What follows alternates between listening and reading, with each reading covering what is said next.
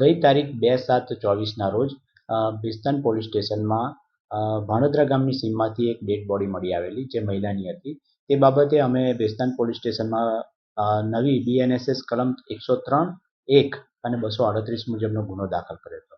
આના પછી અમારી ભેસ્તાનની ટોટલ 4 ટીમો અને ક્રાઇમની 7 ટીમો આની પાછળ લાગી હતી અને તેમણે સાથે મળીને આ ગુનો ડિટેક્ટ કરેલો છે. આમાં એવું છે, જે આરોપી છે સંજય પટેલ કરીને, તે એની પત્ની સાથે શંકાવ્યમ રાખતો હતો. એ બાબતે બંનેને બોલાચાલી થતાં એણે ગળે દુપટ્ટાથી ગળું દબાવી દીધું અને ત્યારબાદ આ રીતનું એક ડ્રમ લાવી એની અંદર સિમેન્ટની 50 કિલોની થેલી લાવી કરી અને પછી માણસોને બોલાવ્યા કે મારે એક માતાજીને આ ડ્રમ છે, માતાજીનો બધો પૂજાપાનો સામાન છે, એને પાણીમાં પધરાવવું છે. એમ કરી એ 4 જણને મજૂરો બોલાવી, ટેમ્પાને બોલાવી અમારે અહીંયા આગળ ભાણોદરા ગામની સીમમાં આવીને એણે નિકાલ કરેલો છે. અત્યારે આરોપી અમારી ટીમે, જે આપ પાછળ જોઈ શકો છો, PI શ્રી વિરલ પટેલ, ACP શ્રી ગોહિલ અને અમારા ડિસ્ટાફની પૂરી ટીમે ખૂબ જ મહેનત કરી આ ગુનો ડિટેક્ટ કરેલો છે. આરોપી પોતે કંઈ કમાતો નહોતો, થોડીક એને શારીરિક તકલીફ પણ હતી. એના અવારનવાર ઝઘડા થતા હતા પત્ની સાથે.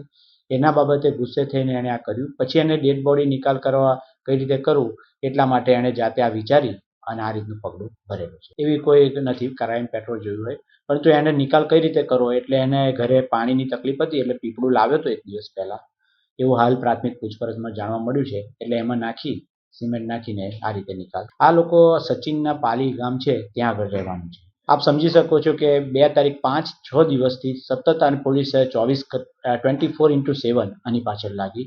ટોટલ 238 જેટલા અલગ અલગ CCTV કેમેરા ચેક અમારી ભેસ્તાન પોલીસ અને અમારી ક્રાઇમ બ્રાન્ચ સાથે મળી જોયેલા છે અને એના પછી અમે આની સુધી પહોંચેલા છે. સૌથી બેસ્ટ વસ્તુ કહેવાય તો જે ડ્રમ હતું, ડ્રમની ઉપર જે એક બેચ નંબર હોય, અમારા PI શ્રી પહેલે જ દિવસે એની પર ધ્યાન કેન્દ્રિત કરી કે આ ક્યાં ગયું છે, જે બેચ નંબર પરથી, એના પરથી આખો ગુનો ડિટેક્ટ થયો છે. મહિલાની ઓળખ ત્યાર પછી જ સ્થાપિત થઈ છે.